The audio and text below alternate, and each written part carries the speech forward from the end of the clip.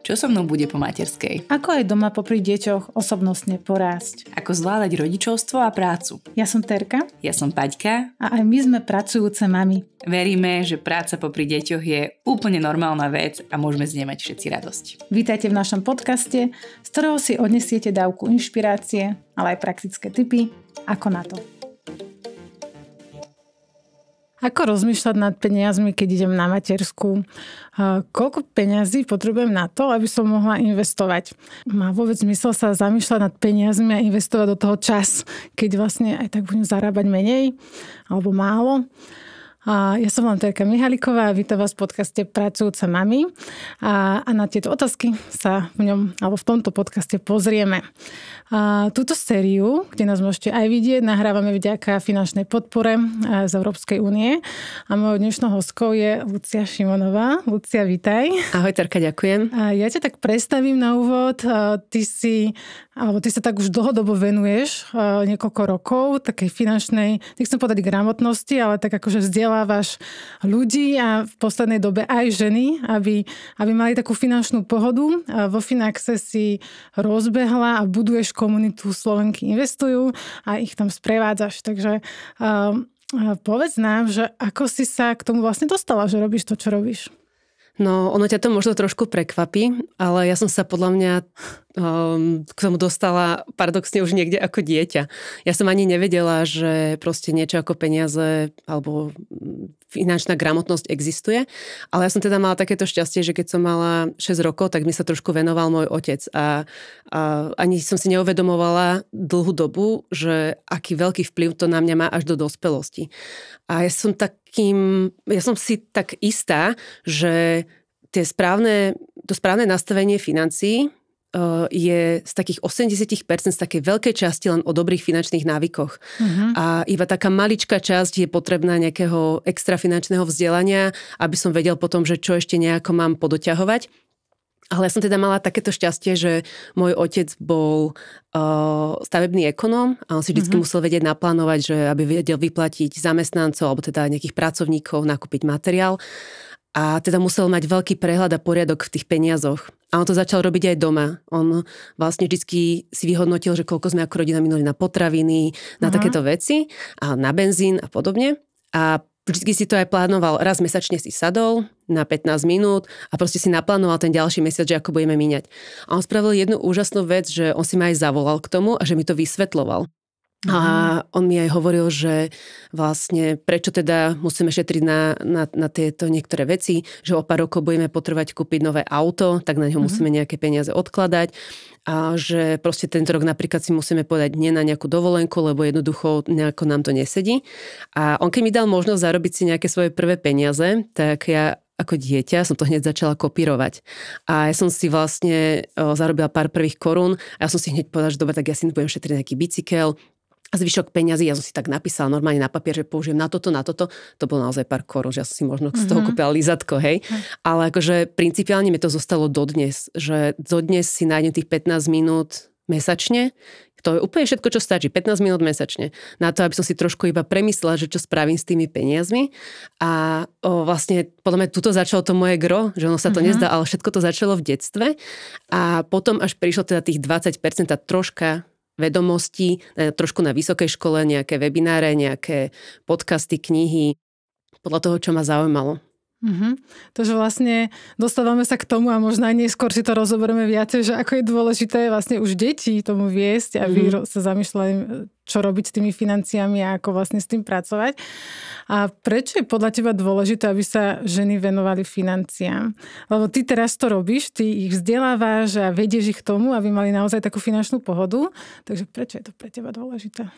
Začnem s takými trošku možno netradičnými odpovediami, lebo ja si myslím, že tam je strašne veľa takých skrytých benefitov, o ktorých sa málo kedy hovorí. A jedným z nich je práve to presne, že lebo my to odovzdáme tým deťom tie návyky. Že keď my sa dneska musíme tak trápiť, niekedy žijeme často, že od výplaty k výplate, naozaj čakáme, kedy nám príde znovu ten mesiac ubehne a prídu nám znovu nejaké tie peniaze na účet, aby sme mohli zase žiť, tak my to naozaj odovzdáme to správanie aj deťom. A my keď si to vybudujeme pre seba dobre, tak my môžeme mať taký pocit istoty, že keď to trošku tým deťom vysvetlíme maličko, tak vlastne aj oni budú mať o to lepšiu budúcnosť. Ďalej si myslím, že pre tie ženy je to dôležité, lebo do veľkej miery to buduje nejaký pocit seba istoty, že ja sa viem dobre rozhodnúť s tými peniazmi. Viem robiť nejaké rozhodnutia, viem, že mám nejakú rezervu, keď sa mi niečo stane. Alebo napríklad, nedaj Bože, by sa niečo stalo môjmu mužovi, tak ja proste viem, kde je rezerva, viem, ako máme zainvestované peniaze, viem, koho kontaktovať, aby som si tie peniaze vybrala.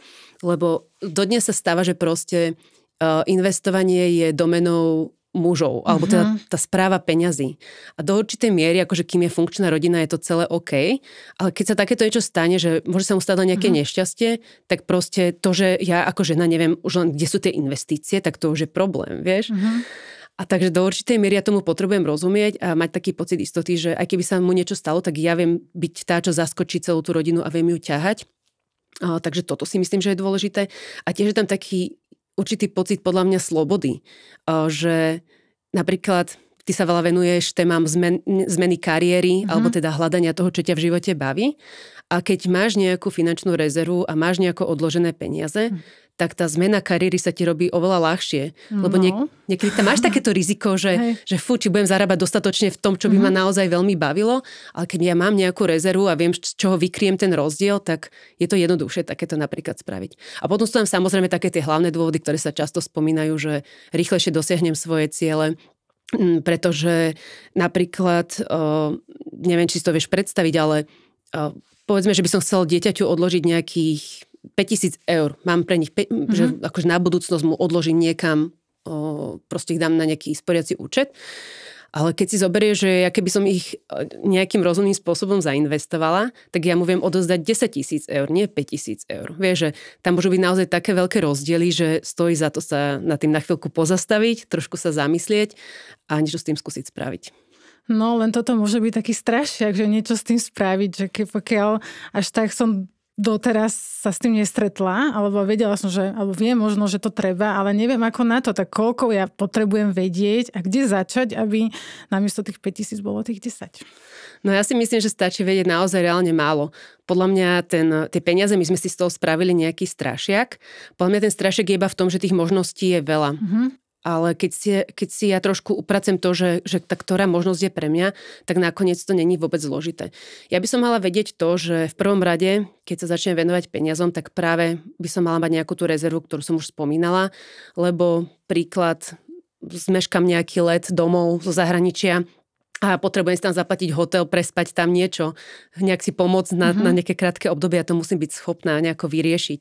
Čiže potrebujem mať nejaké peniaze, ktoré sú mi vždycky k dispozícii, takže vedieť, ako funguje rezerva a kde ju mať. Potom naučiť sa možno niečo o dlhoch, že ktorý dlh mi v živote pomôže a ktorý mi v konečnom dôsledku, aj keď vyzerá, že ja si rýchlejšie môžem niečo kúpiť, ale vlastne spomalí ma na nejakej ceste k tomu niečo väčšie dosiahnuť. Potom by som napríklad mohol vedieť trošku rozlíšiť poistenie, že nejaké poistky sú pre mňa výhodné a pomáhajú mi v živote, chránia mňa alebo majetok, ale potom sú také, že je otázne, že či sú benefitom pre mňa alebo pre nejakú spoločnosť, ktorá ich ponúka. No a potom je podľa mňa dôležité práve rozmýšľať trošku nad tým, že nenechaj tie peniaze ležať niekde na účte, lebo my trávime priemerne okolo 170 hodín mesačne v práci. Vieš, že akože tento pracuje na plný úväzok. Ja som si to prerátala, takže tento pracuje na plný úväzok, tých klasických 8 hodín, tak tam strávi okolo 170 hodín. A to je naozaj, že strašne veľa energie a času, ktoré ja obetujem na to, aby som získala peniaze. A teraz ja neviem venovať 15 minút tomu, aby som vlastne sa zamyslela, že čo s nimi a kam ich zainvestujem, tak to je akože také trošku smutné, ale že dá sa to ľahko napraviť. A podľa mňa naozaj najväčším strašiakom je to samotné investovanie. Že to je také desivé slovo, že čo to vlastne je, čo sa tam za tým skrýva. A niektoré tie formy si možno, že aj viem predstaviť. Napríklad nám na Slovensku sú najznámejšie nehnuteľnosti. Že dobre, kúpim možno nejakú nehnuteľnosť, prenajímam ju, mám z toho pasívny príjem, v podstate som investor, alebo proste s nehnuteľnosťami máme najväčšie asi skúsenosti, lebo vieme si ich ohmatať, každý v nejakej bývame, takže vieme si to predstaviť.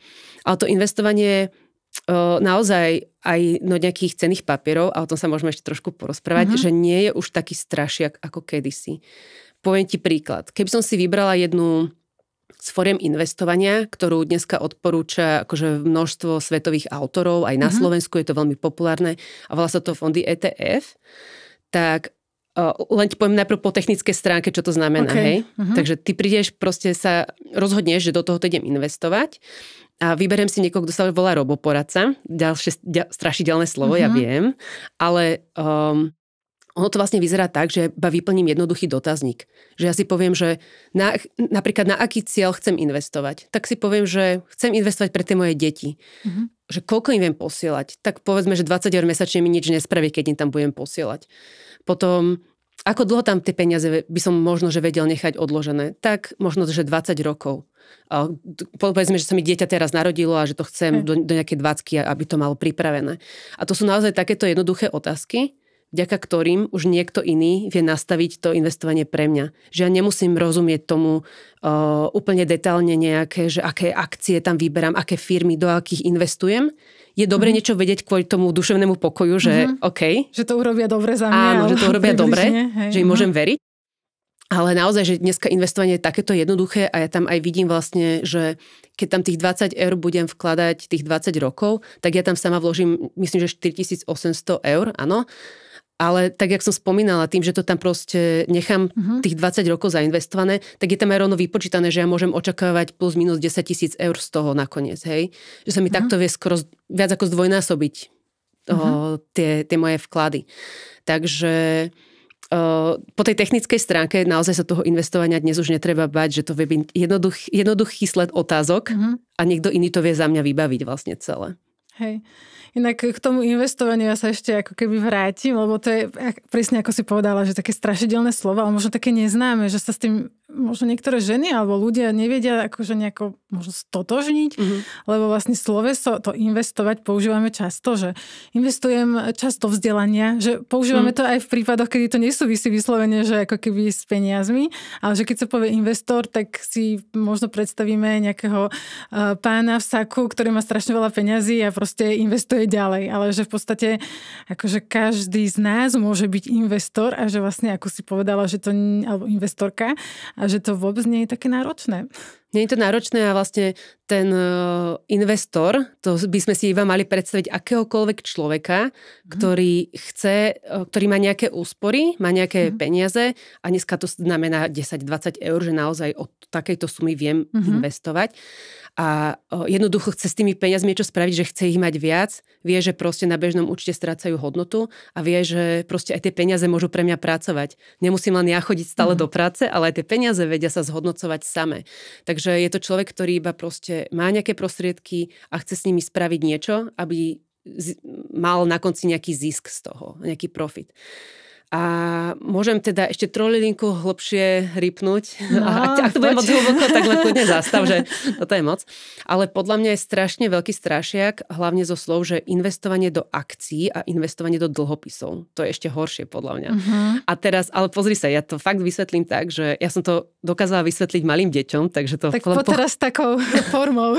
Pochopí to naozaj každý, že keď sa povie investovanie do akcií, alebo že kto je investor do akcií, tak keď si predstavíš nejakú veľkú známú firmu, povedzme, že Apple, tak Apple je známy tým, že každý rok vydáva nejaký nový telefón, nejaký nový model telefónu. A povedzme, že na to, aby vydal nový model, potrebuje nejaké peniaze, aby mohol najať viacej špecialistov, nejaké nové priestory im zabezpečil. Proste potrebuje peniaze. A on ponúka to, že tak ľudia, vy keď mi pošlete nejaké peniaze, tak ja ich použijem na tento účel, ale za to vám dám malú časť firmy Apple. Že vy sa stávate spolumajiteľom tejto firmy, tak ako sme spolumajiteľia, tam už neviem koľko, strašne veľa ľudí, lebo veľa ľudí chce investovať zrovna do Apple. Ale jednoducho, tuto je taký tvoj malý podiel A ja ti za to, keď sa tej firme naozaj bude dariť, povedzme, že úplne ten rok, je to úspešné, nový iPhone je vonku a firme naozaj zase rastú zisky, tak ja ti z toho vyplatím ten nárok na zisk, ktorý tam máš, niečo, čo sa volá dividenda. Hej. Čiže ja ti iba vrátim ti jednak respektíve akože dám ti časť toho zisku, lebo ty si tiež spolumajiteľ. A pravdepodobne zrastie aj hodnota celej firmy, vďaka tomu. A ja, keď ten malý svoj podiel, ktorý mám, niekomu inému predám, tak zase viem na tom zarobiť, pretože ten podiel má už väčšiu hodnotu, ako mal predtým. Dobre, toto bolo relatívne náročné, ale držíš sa, nie? Jasné, pohode. Nepovedz, ak nie, ja sa vrátim. Áno. Čiže vlastne to, že ja vložím nejaké peniaze do akcií, znamená, že sa stávam spolumajiteľom firmy a tak, ako sa jej darí, tak sa podielam na jej zisku. A ak sa jej napríklad niekedy nedarí, tak sa podielam aj na tej strate. Hej? Jasné. A potom je tu investovanie do dlhopisov, ktoré je jednoduchšie, už to nebude také náročné. To je v podstate obyčajná pôžička. Že ja požičavam nejakej firme alebo požičavam nejakej vláde peniaze a ona mi ich vráti aj s úrokom. Takže to je naozaj takáto jednoduchá v podstate vec, ako viem s nejakým spôsobom zhodnocovať svoje peniaze. A potom to spomínané investovanie napríklad do ETF, ktoré som už predtým naznačila, tak to iba to, že nakupujem nie jednu takú firmu, ale nakupujem ich rovno tisíce, aby som nemusel vyberať, že tak teraz Apple alebo teraz čo. Takže toto je podľa mňa už skoro tých 20%, sa k tomu blížime, že už vieme o tých investíciách dostatočne na to, aby sme sa už toho tak nemuseli možno báť. A ty si inak viackrát spomínala, teda nie v tomto rozhovore, ale keď sme sa rozprávali predtým, že podľa teba ženy sú výborné investorky. Prečo si to myslíš? Pretože sú také dva dôvody. Jeden je taký, že nemáme tendenciu riskovať. Alebo robiť také zbrklé rozhodnutia a príliš až ísť do takých špekulácií a hazardov. My sme také opatrnejšie, potrebujeme nejaké základy porozumieť, ale potom už keď im porozumieme, tak to je ďalšia super vec, že rozhodneme sa a my sa nejakého toho nastavenia držíme a to je super, lebo toto je proste výborná cesta pre nejakého pasívneho investora. Ja nemusím sa tej investícii vôbec venovať. Ja tam už raz, keď si ju nastavím, pošlem tam tých svojich 20 eur, 100 eur alebo koľkokoľvek a jednoducho už nemusím nič viacej riešiť, lebo celé je to vybavené za mňa. A ešte jedna výborná vec, ktorá je ako keby taká nevýhoda žien, že nemáme moc času. No. Hlavne asi pracujúce mami nemajú veľa času, ale to je práve tá výhoda, že tým, že to zbytočne nesledujem každý deň a keď tam je aj nejaký jemný pokles, tak vlastne na ňo nejako nezareagujem. To je úplný benefit žien a niekedy práve kvôli tomuto máme lepšie výsledky ako muži v investovaní, pretože tam nerobíme nejaké zásahy na základe nejakých emócií. Akože tých dôvodov je viacej, ale akože áno, ženy vedia byť dobré investorky a práve tá pasivita alebo to, že do toho nerobím veľké zásahy, vie byť veľkou výhodou. A ty si viackrát spomínala, že 20, 30, neviem koľko proste, že nejaká suma je úplne postačujúca na to, aby som investovala. Že kde je tá hranica, možno, že minimum, aby vôbec ako keby, že som mohla investovať? Tak to minimum je 10 eur, naozaj, že ak sa rozprávame opäť o nejakých tých fondoch, akože jasné, kebyže idem do nehnuteľnosti, potrebujeme veľký kapitál, veľký vklad, takže tých možností preto je veľa. A nepotrebujeme až tak veľa peňazí, ale čo je dobre docieliť je, že z toho príjmu, čo zarobím, si dokážem odložiť povedzme nejakých 10%. To znamená, že ak mne príde v čistom nejakých 1000 eur, tak 100 eur si viem odložiť. A vieš, to môže byť pre niekoho náročné, hlavne ešte, ak je na nejakej materskej alebo niečom. Však to bola aj tá úvodná otázka, hej? Áno, tu sa asi tiež ešte dostaneme. A takže viem, že to je skôr taký ideálny cieľ pre niekoho, ale postupne sa tam naozaj dá prepracovať práve tými dobrými návykmi, tým, že sa trošku zamyslím nad tým, kam peniaze míňam, kde ich míňam. A tieto peniaze si potom už viem nejako rozdeliť, nejak s nimi pracovať ďalej, že časť si poslať napríklad na svoj vlastný dôchodok, časť deťom alebo už akokoľvek.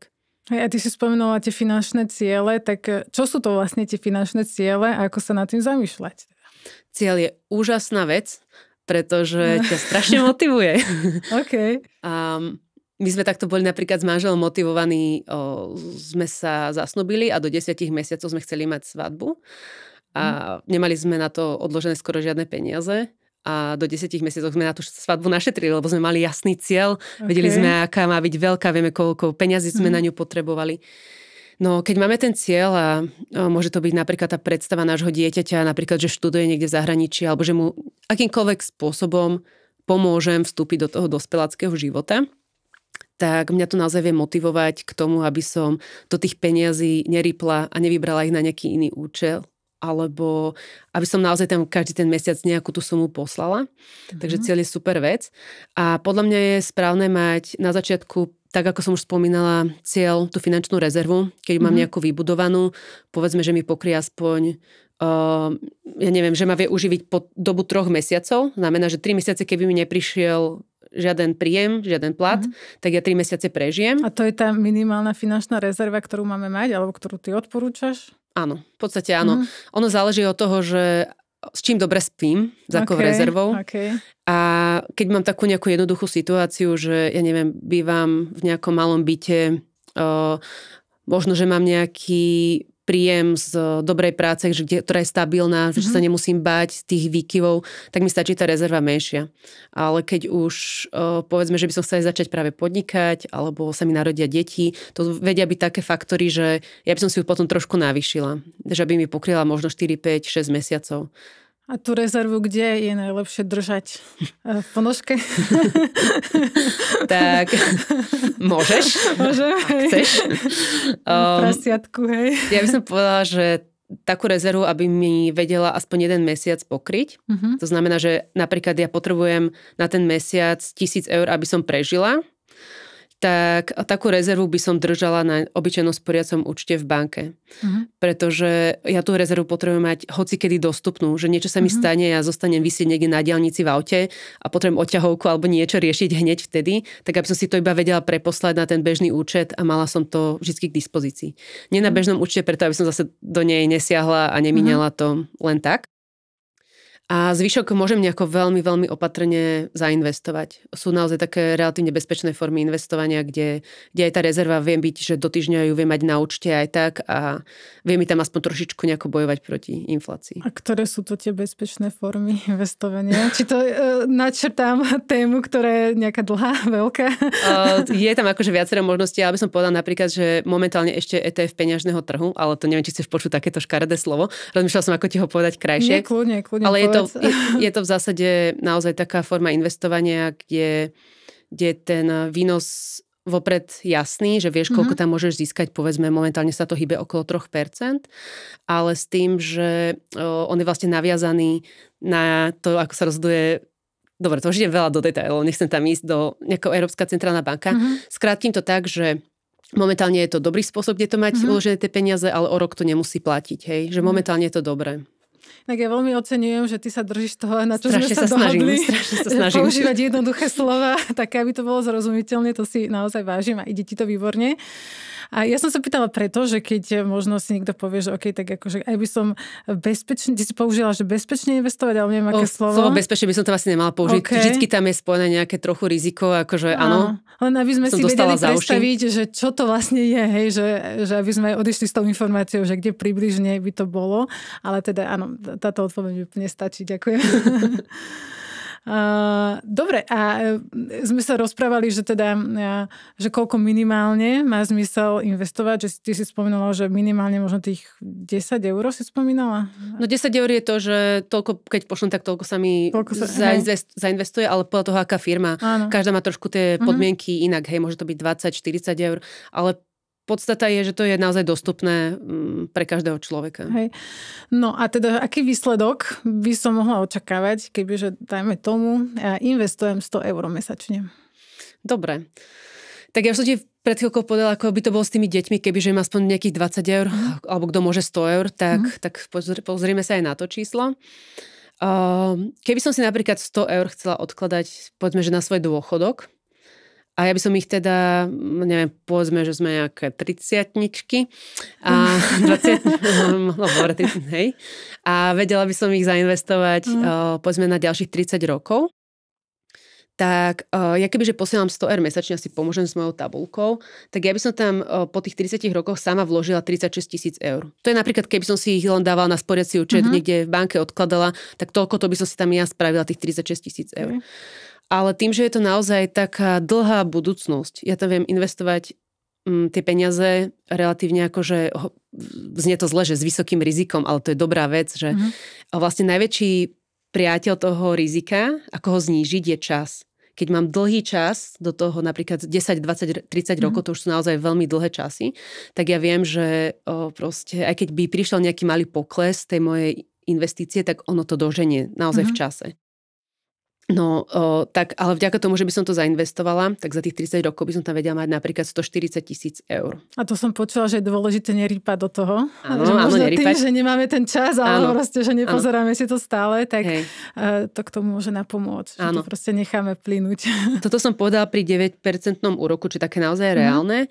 Nerýpať je dobrá vec, ale na druhej strane poviem aj to B, že ja tie peniaze viem vybrať aj na druhý deň, že oni nie sú väčšine prípadov, ak investujem práve do nejakých akcií alebo takto, oni nebývajú viazané, ja ich viem odpredať a keď ich potrebujem skôr, tak ich viem použiť hocikedy skôr, hej. Len akože nereagovať na to, že teraz trhy, že tam vidím nejaké červené číslo trochu na chvíľku, tak kľud, hej, to bude dobre. Okay, je to prirodzená súčasť toho investovania.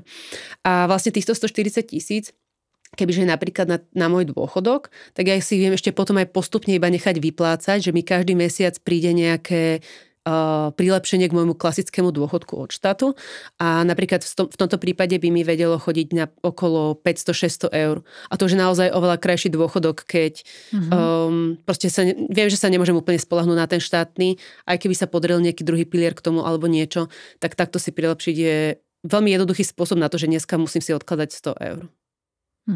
Ja by som sa vrátila ešte k tým finančným cieľom, lebo teraz mi to tak akože vrta v hlave, že kebyže si chcem stanoviť teraz nejaké finančné ciele, alebo hoci kto nás teraz počúva, tak od čoho sa ma ako keby odrazí, že čo je veľa tých cieľov, čo je málo, aby to bolo ako keby nejaké zrealizovateľné, alebo či si môžem povedať cieľ, že chcem mať palác a teda, že asi neviem, či ho bude mať, lebo proste akože je to veľký cieľ. Jasne. Takže na základe čoho si stanovovať tie finančné ciele, aby to bolo akože aj dostupné, aj zrealizovateľné a vlastne, že ako sa nad tým zamýšľať?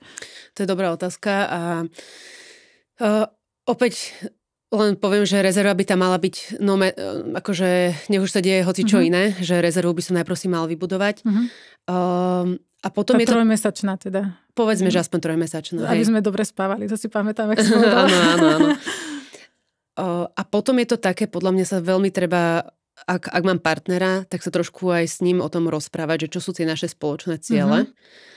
A tých cieľov, akože to je úplne na mne, že keď chceme kúpiť o pár rokov dom, keď vieme, že budeme musieť vymeniť auto, keď vieme, že deťom chceme nejako pomôcť, keď vieme, že na dôchodok sa musíme pripraviť, je toho naozaj veľa. A dobré, že ja si ich viem trošku aj rozložiť v čase, hej. A naozaj nie je úplne ideálne naháňať viacerých zajacov naraz sa hovorí, lebo nechytíš ani jedného poriadne. Takže ono je dobre naozaj sa nejako zamerať na nejaký cieľ. Napríklad, že ja si myslím, že na ten dôchodok by sme priebežne mali stále niečo posielať. Aspoň nejakých, že keď už si nastavím nejakých 50 eur trvalý príkaz, tak ja pomaly aj zabudnem, že takéto peniaze by mi mali niekde chýbať, lebo už si na to zvykne, že proste... Ja ich mám dokonca napríklad nastavené tak, že ja som si požiadala o to, aby mi boli strhávané z mzdy a rovno odosielané. Okay. Čiže akože si myslím, že mám o 50-100 eur nižšiu výplatu a žijem s tým OK. Už som aj zabudla, že ja by som vlastne mohla mať o toľko väčšiu výplatu. To je také psychologické. Je to veľmi psychologické, celé tie ciele sú psychologické. Ale opäť tým, že tie deti, ak im začnem šetriť už keď sa narodia, tak naozaj 20 eur im vie spraviť veľa a to viem zmestiť aj popri nejakých iných cieľoch, vieš.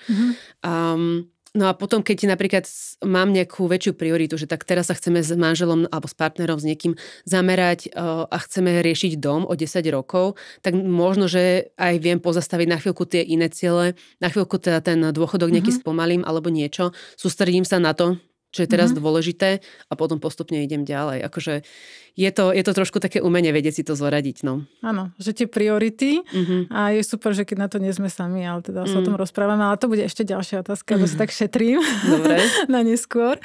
A teraz, že som sa ešte rada vrátila k tej úvodnej otázke, že možno veľa žien, ktoré nás teraz počúva, tak je v období, že plánuje ísť na matersku, alebo sú na matersky, alebo možno sú čerstvo po. A je to vlastne obdobie, kedy nemáme vysoký príjem, akože dostávame tú matersku alebo rodičovskú a možno niektoré si aj privyrábajú, ale celkovo väčšinou sa toto obdobie spája s tým, že máme nižší príjem. A teda ako rozmýšľať nad financiami v tomto období? No, naozaj viem si predstaviť, že toto je obdobie, kedy šetriť je niekedy až nemožné. No. A v ideálnom prípade samozrejme by som sa... Napríklad my sme to s manželom spravili tak, že v čase, keď teraz ešte nemáme deti, tak sme začali viacej šetriť na ten náš dôchodok. A teraz vlastne od budúceho roku, ja som ti nespomínala, ale my budeme pestúnmi. Aha. Takže príde nám dieťa do rodiny a vieme, že aj nám to spomalí veľmi financie, hej. Že proste ja budem proste na materskej, môj muž dokonca rozmýšľa tiež, že by si zobral nejaký sabatikal, aby sa nám doma mohol viacej venovať a ten pokles bude fakt veľký. A ja by som teda v takomto období napríklad vôbec nechcela tlačiť na pilu, že teraz poďme šetriť neviem aké peniaze a neviem na koľko cieľ súbežne. Že toto je cieľ sám o sebe, prežiť matersku podľa mňa. Ale je to výborné obdobie, kedy ja si viem vybudovať dobre tie návyky. Že ja si viem naozaj, ja viem, že je ťažké možno aj pre tú ženu alebo aj pre muža nájsť si aj tých 15 minút, ale keď ja trošku zlepším to plánovanie tých výdavkov a prežijem toto obdobie, tak vlastne potom, keď sa vrátim späť do toho pracovného života a udržím si tieto návyky, tak vlastne viem začať budovať nejaký ten svoj majetok potom, vieš. Alebo keby som si aspoň dokázal povedať, že tak tomu dieťaťu tých 20 eur, keď nebudem kúpať nejaké úplne zbytočné možno somarinky, 20 eur ušetriť tomu dieťaťu je aspoň fajn a opäť aspoň si vybudujem ten návyk, že mi mesačne tých pár peňazí odíde a začnem si na to zvykať, že tak toto je tá moja skúsenosť s investovaním, odchádzajú mi tie peniaze a opäť, raz to bude dobrý vzor pre tie moje deti, takže im odovzdám nielen možno, že nejakých pár našetrených peňazí, ale hlavne dobré finančné návyky. No a ty si viacka spomenula, že finančné návyky. Čo si mám potom predstaviť, okrem toho, že pošlem 20 eur na sporenie pre deti, alebo teda, že im šetrím? To si predstav to mňa 6-ročné, ktoré si zoberie papierik s perom. Nemusí to byť papier s perom, môže to byť mobilná aplikácia. A napíše si tam, že tak tento mesiac by som mal zarobiť toľkoto a jednoducho poviem si, že tak na jedlo dáme toľkoto, na to dáme toľkoto a jednoducho ja rozhodnem vedome, kam tie moje peniaze odídu. A tým vlastne pádom ja si viem vytvoriť tam nejakú tú malú medzeru aj na to investovanie alebo na to odkladanie peniazy na nejaké rôzne ciele. Akože tých návykov je veľa, ale dokázať si niekedy povedať napríklad nevyužiť dlh na to, že túžim mať teraz rýchlo nejaký nový telefón, lebo je pekný, ale dokázať si... To sa zase spája s tým, že keby som trošku pochopila, ako fungujú dlhy, že kde je zdravé ich použiť napríklad na hypotéku, kúpiť si dom, super, ale niekde inde ja sa viem akurát tak kopať pod sebou ako keby jamu s tými dlhmi, vieš, že musím to splácať strašne dlho a jednoducho ma to naozaj môže na tej ceste spomaliť. Takže toto, alebo to môže byť taký návyk, že tak ja si nájdem pol hodinu za ten mesiac a vypočujem si nejaký jeden podcast o financiách a aj takto sa viem proste posunúť ďalej. Takže tých návykov môže byť veľa, ale základný cieľ je, že ja keď niečo usporím, tak potom viem sa vymknúť z toho začarovaného kruhu von. Vlastne budovať návyky aj akože u seba, že keď som ja na materskej, ale takisto si spomínala, ja sa s tým úplne stotožňujem, že vlastne k tomu viesť aj deti. A teda keď sú ešte maličké, nejaké polročné, tak asi nie, ale možno, že keď sú väčšie, tak už ich od pomerne malého veku vieme k tomu nejako ako keby viesť. A vlastne aj tvoj príbeh tomu nasvedčuje, že ty si bola tiež tak akože vedená, lebo si to mala ako keby v rodine a že bolo to úplne prirodzené. No a moja otázka je znie, že kedy to už má zmysel, že to dieťa vníma, že ako narába s tými financiami a že ako máš také možno nejaké tipy na to, že čo robiť s nimi? Ja si myslím, že to dieťa sa začne možno, že aj prirodzene pýtať a prečo toľko toto stojí a prečo si toto môžeme kúpiť a prečo nemôžem toto už kúpiť v tom hračkarstve. Vieš, že možno, že využiť také jednoduché tipy, že tak dobre, ja som tomu dieťaťu slúbil, že niečo si v hračkarstve môže kúpiť, tak mu dám 10 eur alebo nejakú sumu peňazí a poviem mu, že tak, ale chod sa popozerať po tom obchode, čo koľko stojí a čo si za to vieš kúpiť a čo si už nevieš kúpiť, vieš, aby začal vnímať tú hodnotu tých peňazí, aby začal vnímať to, že ja som kvôli tomu nejaký ten čas v práci, že musím niečo odrobiť a zarobiť si. A toto je naozaj už veľká téma, že či dávať deťom vreckové, alebo či ich motivovať, aby nejako brigadovali. Ale ja si myslím, že takéto dieťa od tej základnej, keď nastupuje na základnú školu, takže už väčšinou vie tieto veci chápať a ja nemusím si teraz kúpiť nejakú veľkú učebnicu, nejaký návod a že teraz idem tú tému po téme, ale jednoducho aspoň otvoriť to, čo sa deje normálne v rodine, tak využiť tie príležitosti, že ideme kúpiť nové auto, tak preto takto rozmýšľame, že možno si zoberieme nejaké ojazdené, lebo tam ušetríme nejaké peniažky, že to je lacnejšie. Jednoducho iba využiť situáciu a možno tomu vysvetliť. Že vlastne od malička ich zapájať do toho, alebo teda komunikovať s nimi na nejakej primeranej úrovni o tých financiách, že vie oni. A inak teraz mi to nedá, my sme sa na to nedohodli, ale si to načrtla, tak ja sa spýtam, že aký máš pohľad na to, keď deti dostávajú vreckové? Či to je nejaká taká akože téma? Je to obrovská téma. Je to obrovská téma. Ale v skratke, nedávno som mala taký rozhovor zase s jednou super šikovnou babou, ktorá sa venuje tomuto. Okay. A ona to zhrnula tak, že ona je bojovnička za to vreckové, aby si to dieťa mohlo práve skúsiť omakať, že keď tie peniaze miniem, tak musím čakať zase, kým mi to vreckové nejaké príde a podobne, že hoci len pár eur, ale mať možnosť si nejaké peniažky odložiť alebo mať možnosť niečo minúť je predsa len nejaká skúsenosť. OK, takže sú rôzne názory, ale teda je fajn, keď deti možno niečo dostávajú, ale tak asi tiež potom bude ďalšia otázka, že koľko, ale to už nebudeme rozoberať. Že koľko je adekvátna suma. To už je fakt, že kapitola sama o sebe, jasné. Dobre.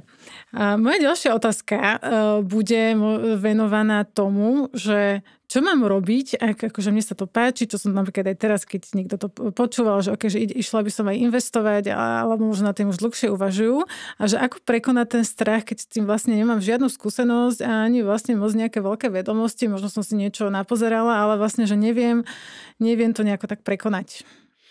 Určite v tomto smere fajn vybrať si práve niekoho, kto buď nejakého človeka, alebo, tak ako som povedala, roboporadcu, ale to je iba dotazník, si za tým môžem predstaviť, ktorý mi to pomôže nastaviť za mňa. A podľa mňa jedna zo super vecí je práve začať s tými malými sumami. Že ja keď si to skúšam s tými 20 eurami pre to dieťa, tak neboli to tak, ako keby zrazu sa tam mal preklopiť nejaké svoje väčšie úspory.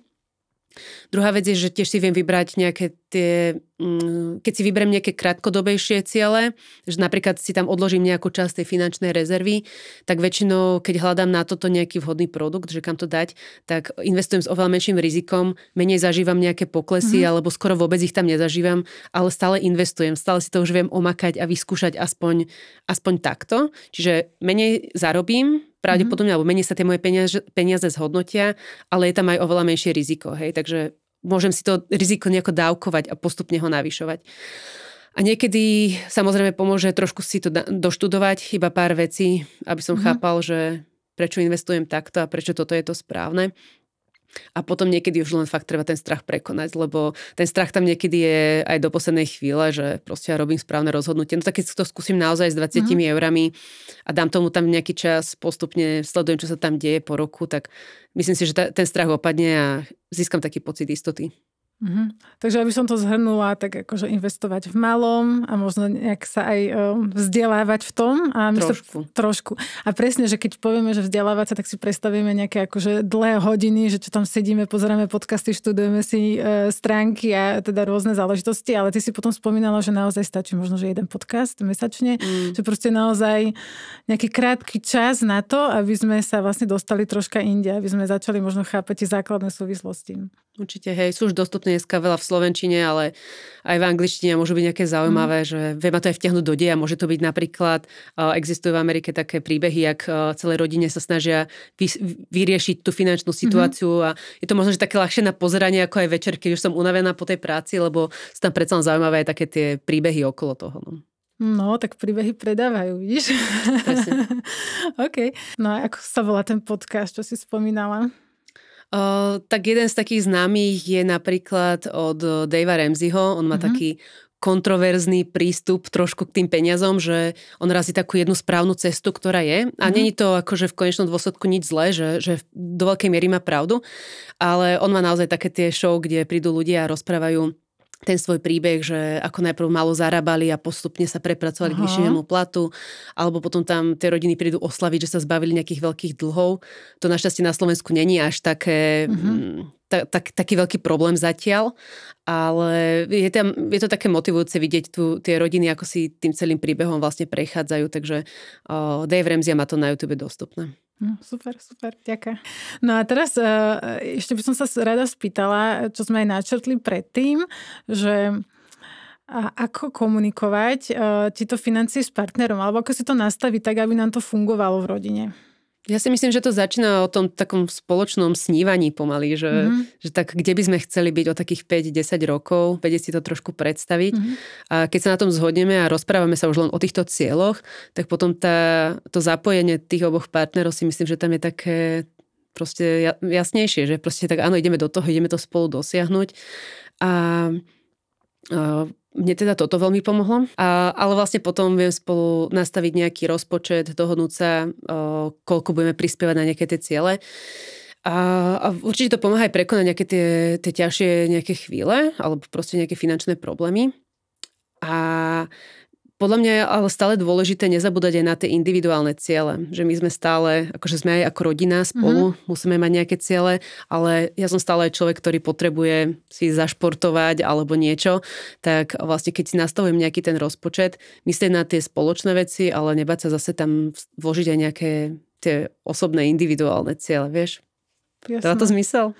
Akože mne to dáva zmysel. Ja sa len zamýšľam nad tým, že niekedy sa stáva, ja sa s tým stretávam, asi to je možno aj môj prípad, že toto hovorím, že mňa to až tak nebaví. Ja viem, že je to dôležité, ale akože tak prirodzene som rada, že keď akože tie financie zastraší manžel a teda akože ja o tom viem, ale že nedávam do toho toľko energie ako on. A teraz za mňa je otázka, že či je to takto OK, alebo že či je naozaj dobré, keď akože rovno cenne k tomu pristupujeme a rovnaký čas tomu venujeme, alebo teda ako to ty vidíš? Na jednej strane je fajn trošičku o tom niečo naozaj teda vedieť, že byť do toho zasvetená. Tak, jak som spomínala už len pre ten prípad, že keby sa niečo stalo. Ono není problém, keď to je tak trošku viacej akože vychylené, že toho muža to proste viacej baví. To je povedala by som, že trošku až prirodzené. Ale dobrá vec je práve na tom že my tomu nemusíme venovať toľko času. Vieš? Že my si spoločne povieme, tak dobre, tak toto sú tie naše ciele a rozumieme, prečo tento rok nejdeme na dovolenku alebo nekúpime to nové auto a rozumieme tomu obidvaja, nie že ja som sa rozhodol, lebo proste toto, ale obidvaja tomu chápeme, vďaka tomu to oveľa lepšie proste príjmeme, takéto rozhodnutie, také radikálne. Ale na druhej strane, tak jak som hovorila, že to nastavenie peňazí je niekedy naozaj o 15 minútach mesačne. Ja proste dohodnem sa na tomto s partnerom, mám nejaký trvalý príkaz, že mi odíde 20-50 eur na to investovanie na tie ciele, ako sme sa dohodli a ja to vlastne vôbec nemusím viacej riešiť. On to naozaj nie je taká veľká veda.